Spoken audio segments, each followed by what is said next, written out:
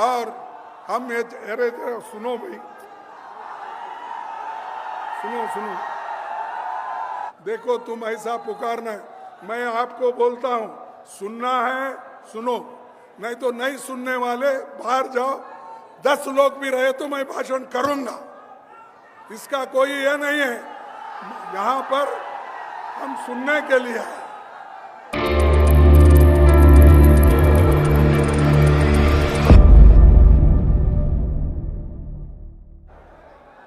बिहार लोकशाही की ये जन्मभूमि है।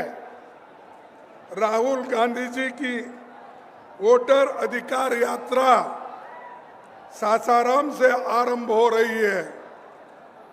ये यात्रा 16 दिनों में 20 जिलों से होकर 1300 किलोमीटर का सफर 16 दिन में तय करेगी और 1 सितंबर को ऐतिहासिक गांधी मैदान में समाप्त होगी।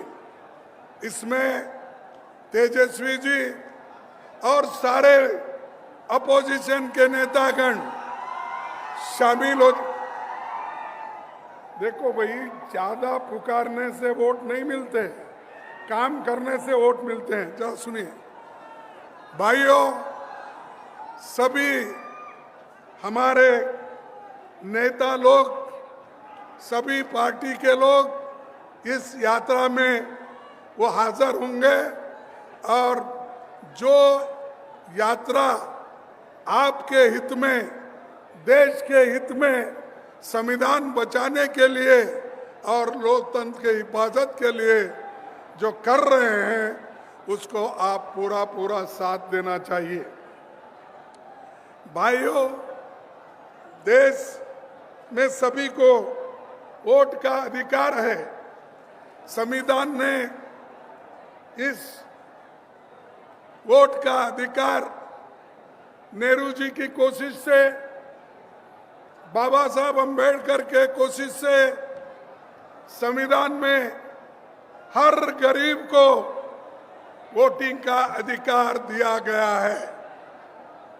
और यहाँ हमारे बिहार में से जो ड्राफ्टिंग कमेटी के प्रोटर्म अध्यक्ष सच्चिदानंद सिन्हा जी, डॉक्टर राजेंद्र बाबू जी और इनके रचनात्मक योगदान से महान चित्रकार नंदलाल बोस, जिन्होंने संविधान में वो चित्र तैयार किए, उन्होंने भी बहुत बड़ा योगदान संविधान बनाने में दिया है।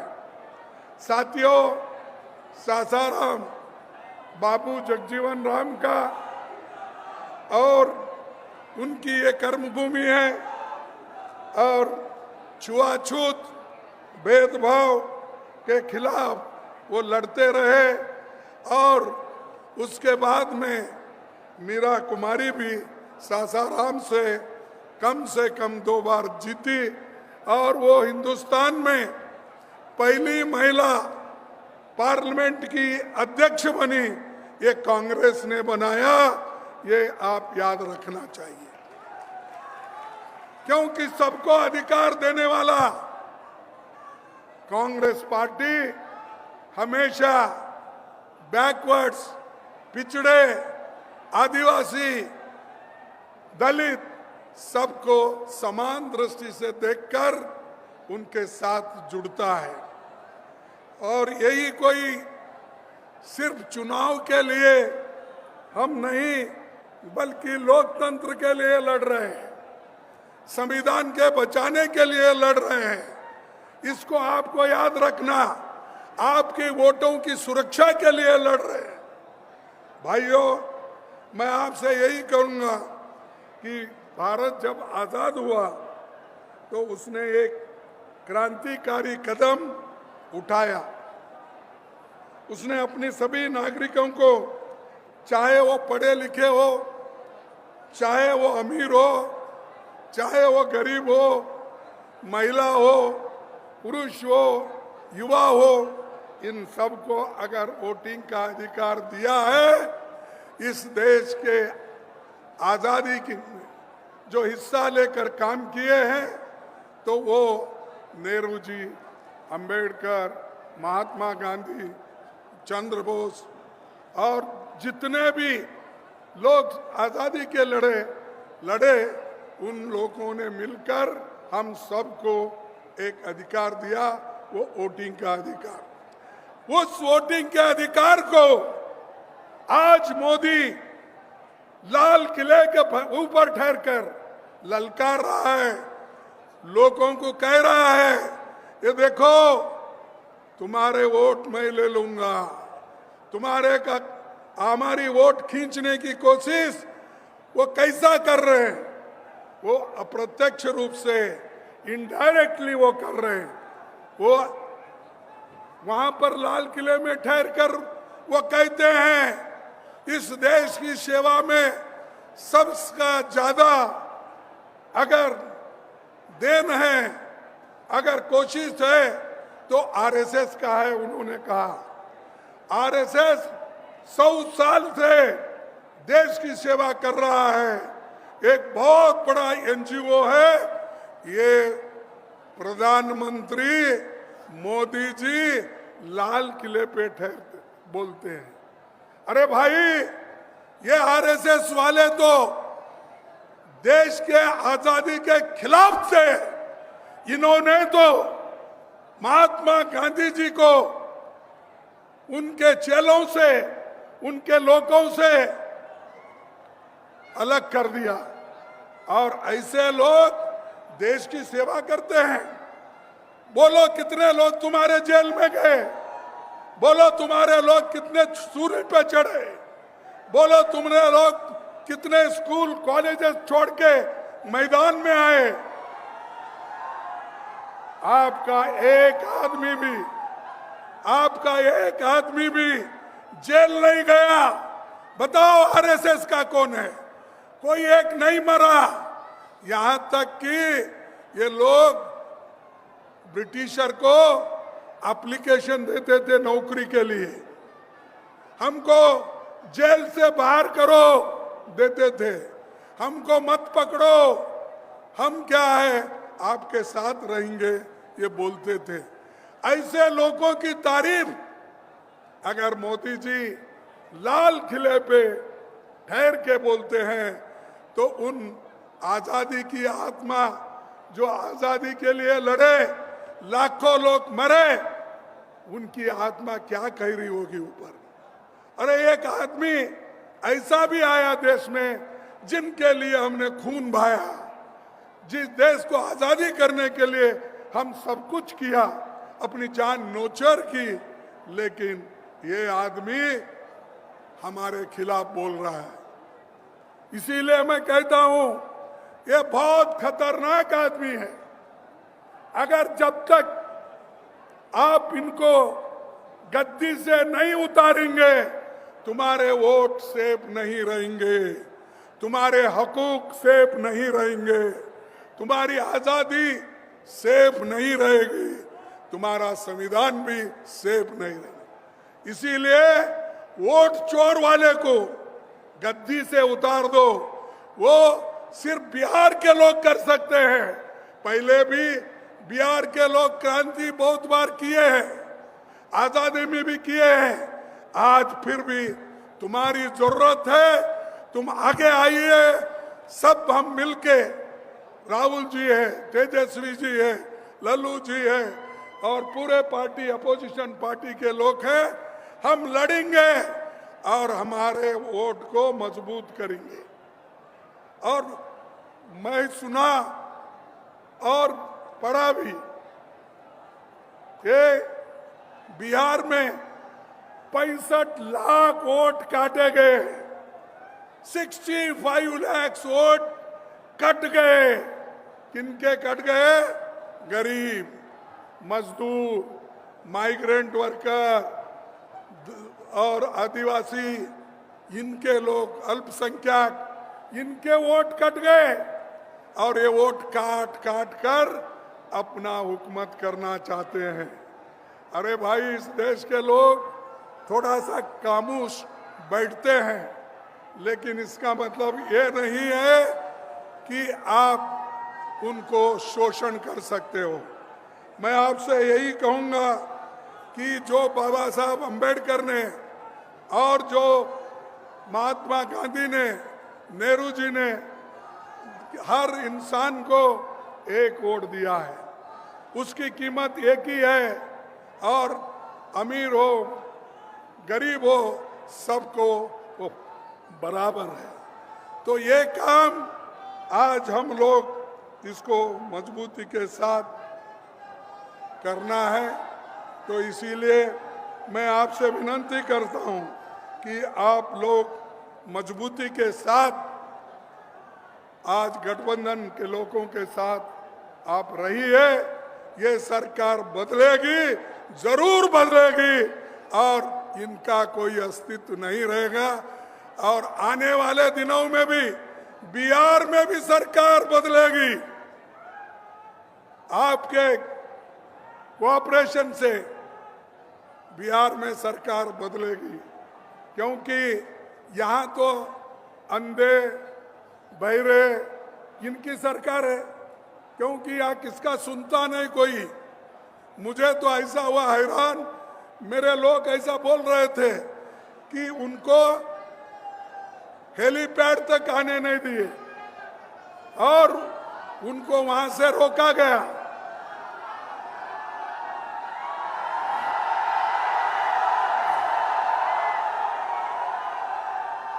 उनको हेलीपैड तक आने के लिए रोका गया। तो आप सरकार बदलेंगे, ये पूरे लोग बदल जाएंगे। अगर सरकार को नहीं बदलेंगे वो आपकी गलती है। और इसके लिए बड़ी मेहनत के साथ राहुल जी और तेजस्वी कदम उठा रहे हैं। और हम ये, अरे सुनो भाई, सुनो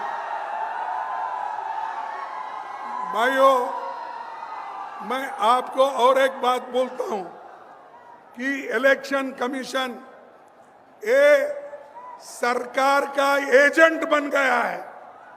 और उन्होंने एक कानून लाया था 2023 में, क्या अगर इलेक्शन कमीशन मेंबर, चेयरमैन कोई भी गलती करता है तो उसके ऊपर केस नहीं डाल सकते। अगर कुछ भी कर सकता है गड़बड़ी तो उसको कुछ आप एफआईआर नहीं कर सकते, क्रिमिनल केस नहीं डाल सकते। तो इसीलिए भाइयों, ये पूरा 2023 में अपना मजबूती करके 2024 में ऐसी धोखाधड़ी करके, डकैती डाल के, चोरी करके उन्होंने वोट लिया है और इस चोरों को भगाना है। भाइयों, मैं आपसे ये कहता हूं कि ये जरूरी है।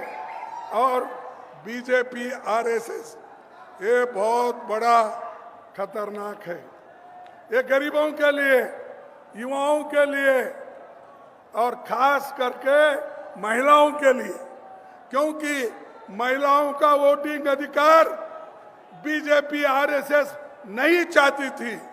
उन्होंने तो खुला करके ये कहा जवाहरलाल नेहरू जी को, नेहरू जी गलती कर रहे, और वो एक दिन रियलाइज करेंगे कि नेहरू जी सबको वोटिंग का अधिकार दे रहे हैं और सब महिलाओं को भी अधिकार दे रहे हैं। एक दिन वो रियलाइज करेंगे, उनको जब यही महिला कुर्सी से हटाएगी तब वो फिर याद करेंगे। इसीलिए बीजेपी और जो भी आरएसएस है, देखो तुम ऐसा पुकारना, मैं आपको बोलता हूं, सुनना है सुनो, नहीं तो नहीं सुनने वाले बाहर जाओ। 10 लोग भी रहे तो मैं भाषण करूंगा, इसका कोई ये नहीं है। यहाँ पर हम सुनने के लिए हैं। भाइयों, मैं आपको और एक बात करना चाहता हूं। जो आज बीजेपी के लोग हर बात पर हमको तंग कर रहे हैं, यूनिवर्सिटी में तंग कर रहे हैं, स्कूल में तंग कर रहे हैं, सिलेबस बदल रहे हैं, यूनिवर्सिटी में बदल रहे हैं, और गवर्नर तो आज सरकार की चमचा होके काम कर रही है। अरे ये देखो, ये चीजें जब तक आप नहीं समझेंगे पुकारने से कुछ नहीं होगा। तो इसीलिए मैं आपसे आखिरी एक बात कहूंगा, वो ये कह के छोड़ूंगा कि जो देश में ज्वलंत मुद्दे हैं, जो इन्फ्लेशन का है, नौकरियों का है, घर का है, शिक्षा का है, स्वास्थ्य का है, ये सब मुद्दे हमको छुड़ाना है।